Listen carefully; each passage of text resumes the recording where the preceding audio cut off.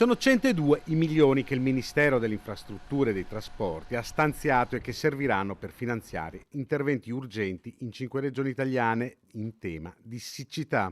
Al Veneto arriveranno 22 milioni di integrazione dei finanziamenti per lavori di adeguamento dello sbarramento antisale alla foce dell'Adige per bloccare il fenomeno del cuneo salino e continuare a usare l'acqua del fiume per irrigare i campi. Dopo l'allarme lanciato dal Consorzio di Bonifica Adige e Uganeo, gli agricoltori però sono preoccupati per una stagione estiva che rischia di cambiare anche le abitudini delle colture seminate nei campi. In questo momento ovviamente c'è stata una ridotta semina del mais, che è una delle culture principi, diciamo, dei nostri territori, però che è molto idroesigente.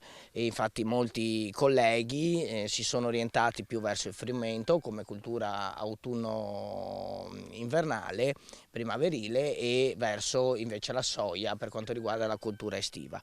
È chiaro che una riflessione va fatta, soprattutto per quanto riguarda, voglio dire, il futuro, cioè una riflessione su che cosa andremo a coltivare nel futuro sarà una cosa importante che dovremo cominciare a ragionare come comparto agricolo.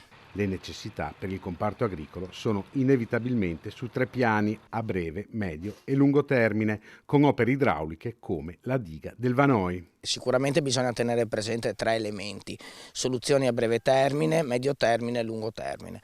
Per il breve termine le turnazioni da parte dei consorzi, per il medio termine un ragionamento sugli investimenti per il miglioramento delle modalità di irrigazione da parte dei non agricoltori e il tipo di coltura che vengono messi in campo. Per il lungo termine è necessario fare una riflessione su quello che sono gli invasi, quindi anche il Vanoi.